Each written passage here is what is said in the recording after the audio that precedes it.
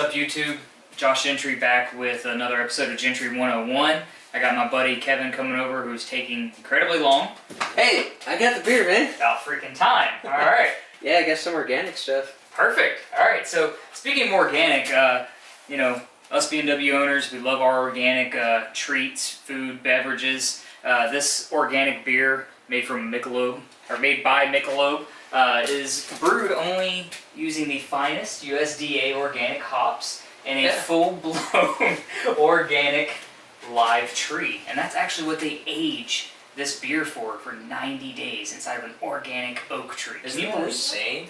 Absolutely insane. It really is. So this is definitely the perfect treat for, you know, enjoying the evening together. Got our drinks now. Got some snacks. Where are the snacks? Oh yeah, there. Again, got our organic Little Debbie double oatmeal cream pie, because everybody loves a double cream pie.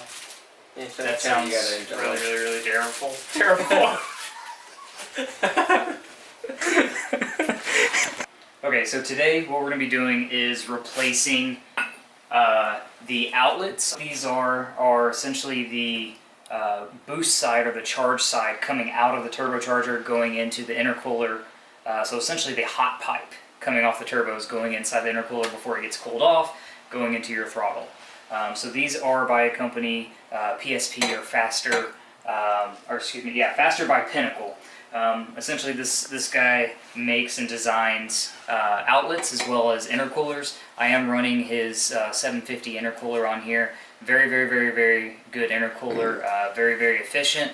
Works great in these Texas heat.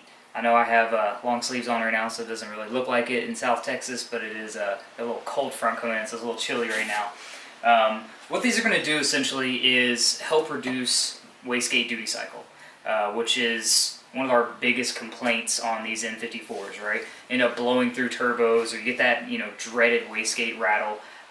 So these are going to help a lot with that by improving efficiency. The stock ones, according to Faster by Pinnacle, are 1.5 inches inside diameter, whereas these are going to be a full 2-inch diameter, merging into a 2.5 inch, which just happens to be the same diameter as the inlet on this intercooler. These are all aluminum. They are TIG welded. I want you to kind of see if you can get in how well that these welds are in here. And these are not machine tigged. These are all put inside of a jig and hand TIG weld by him. Very high quality parts. Very happy again with the intercooler. I can only imagine how happy I'm going to be with this. Some kind of quick specs on these. So people running 300, 350 wheel horsepower, so essentially you have full bolt-ons and a small light tune on here, you're already kind of maxing out your inlets and your outlets. So you're going to have very hot, very turbulent air, again, hurting efficiency. With these are supposed to be able to support up to 900 CFM, which is way more than the 400 that I believe that these are factory restricted to. Also, while we're doing this, what we're going to be doing is inspecting the vacuum lines coming from the boost canisters down to the actual boost solenoids. So we'll be doing an inspection and replacing anything that needs to be replaced on here while we're in here, because we are going to be removing all of the cabin air filter, housing here, our cable management from the factory. We're going to get all of this lifted up, get our engine cover removed. We will be getting these boost canisters here removed, as well as the coolant expansion tank. And realistically, the plans are get as little moved out of the way so we can get this done as fast as we can. I think once we get both of these out of the way, we'll be able to actually get in here and get these outlets out. Hopefully we'll be able to get this job done without actually lifting the vehicle up in the air. Alright, let's get to it. Ready? So you kind of explain like what we're going to do right now. Okay. Alright, so first we're going to have to get the cabin filter and the cabin. So first we're going to have to remove the cabin filter and the cabin filter housing. That'll get us access to this area down here. Absolutely. Let's get at it.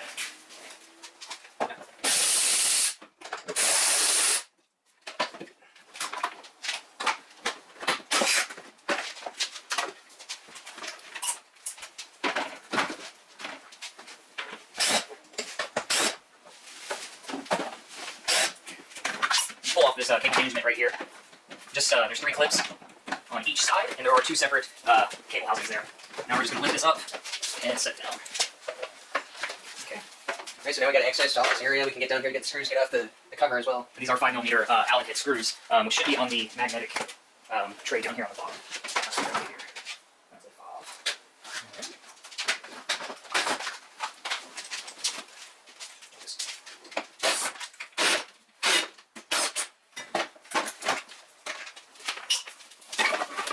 And T20 Twerks. Get these little sections out right here. And T20 Twerks.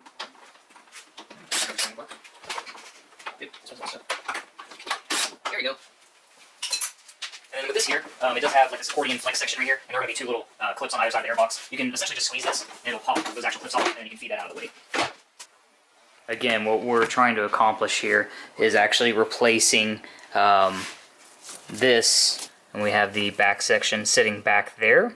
Again, Kevin and I are going to be starting off by removing the coolant reservoir as well as these vacuum canisters here. You want to be very careful with this coolant overflow line, because once you get right here on top of the radiator fan itself, it's this nice brittle plastic. So be very gentle when you're actually lifting up on this part right here, not to break. Alright, so let's go ahead and get to it, guys. Alright, we're back at it. Kevin's getting ready to get to work here and start removing some of these parts so we can get these outlets going. Why don't you tell us what we're going to be doing, Kevin? So, we're going to be removing the coolant reservoir and solenoids. Canisters. It's all good. Keep going. I'm from Minnesota. Don't mind me. It's hard. It's cold. I feel like I'm there right now. So these hold boost as it builds it up, like it's, you know, kind of like a camera flash. It like the solenoid and the camera flash builds up the energy and just lets it out. These work together with the turbos and the wastegates to prevent lag. So this is kind of how twin turbos can have so much torque at very low RPMs. So anyway, we're gonna be moving these boost vacuum lines right here. We're moving these and these. So basically, it's just a bunch of 10mm just scattered all over the place. There's one way down there, another one way down there, and then these 2 up here, and this one. So I'll get to that really quick. So like he was saying, there is 3 bolts holding this actual canister on, which we're going to be removing first. Or we'll be moving the reservoir first. Whichever works. Let's just get it.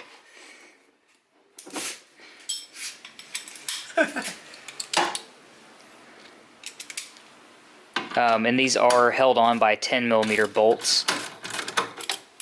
I did already say that. It's okay. Sometimes we work together to make things harder. Can you say hard for me? Just one time. Hard.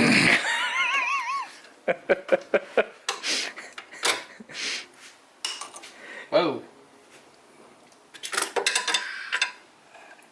Here is, you know, it's one of those angles, you know, you see those crazy gymnasts and their crazy ankles. This is kind of one of those things. At least we got lots of elbows. Wobble extensions. Yeah, wobbles. Lifesavers on any European vehicle. It's like, you know, like Shakira when she belly dances. This is basically a mechanical version. So, just so everybody knows, buy wobble extensions so that way you can sit there and think of Shakira dancing in the background.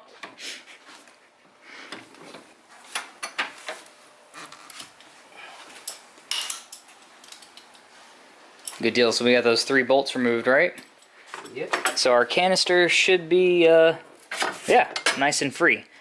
Let's get get these somewhere. What do we do with the tape and the permanent marker? Oh, so Kevin's gonna get these marked up real quick. And then very gently, very gently, because these are these little, you know, soft plastic nipples, is pry down. Just like that. Perfect. Oh, okay. Good deal. I'm gonna do the same thing to the other side. What we're gonna be doing now is loosening up the 10mm bolts holding these vacuum solenoids here and here, and then our heat shield, which is gonna be impossible to get a shot of, but there should be one there. There's not. There is one right there, which is good, and then of course 2 more going back, assuming that they're all there. So on a deep chill, listening to Deep Chill Radio on Google.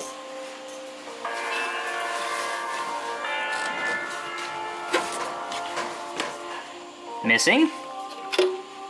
Taken off.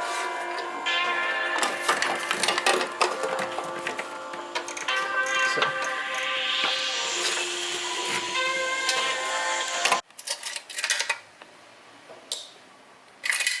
Hey, look, here's that 1/4-inch wobble that I was looking for. Wobble, wobble, wobble, wobble, wobble, wobble, bubble, bubble, butt, bubble.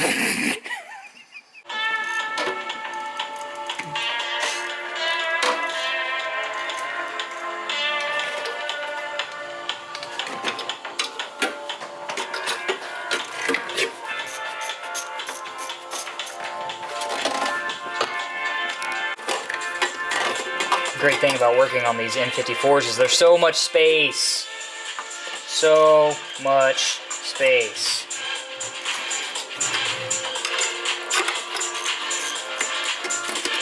Until you work on an Audi.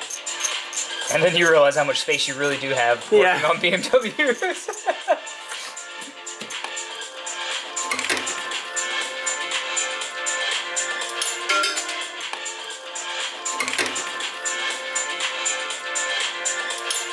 Oh yeah, that's a good angle.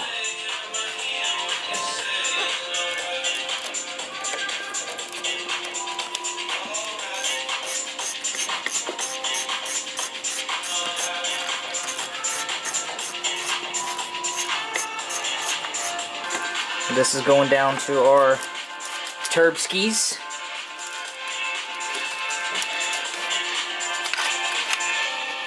So jiggle the handle a little bit more.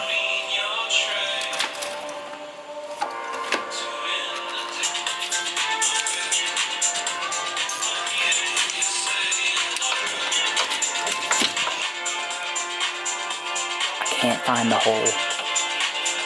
Oh, found it.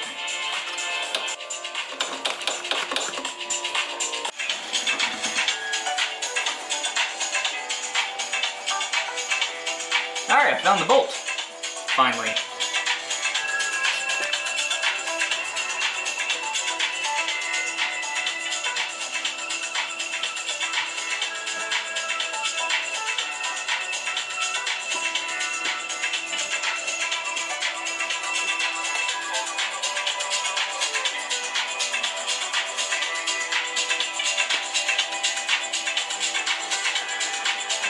Not get a tool back here, you essentially have to get it broken free and then hope and pray that your fingers are strong enough to get it the rest of the way.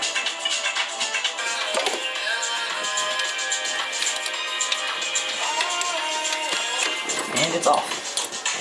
So, Kevin, see if you can get in on this part. So right here is that locking tab, and what that does is secures itself over this tab.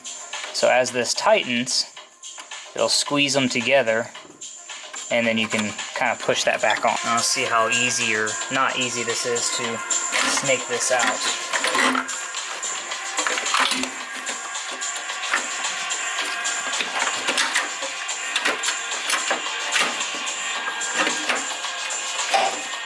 Oh yeah, simple, great, easy. Oh yeah.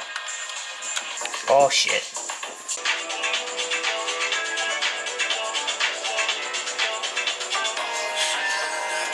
Alright, so I found some previous hack repair. If you want to come in and zoom on this, it looks like somebody epoxied this right here, which is great because now I have to try and figure out how to get this to seal back up. Otherwise, guess what? Not gonna boost. We have this loose. If you look at where it would go into the intercooler up front, we have pulled it out and slid it forward. carefully watching for the radiator. Make sure we don't ram that thing into the radiator. And so let's go ahead and do a comparison on size, so that way we can see why it is that we're wanting to replace these. Pretty wild, right? Obviously this is the PSP, and this is going to be the factory piece.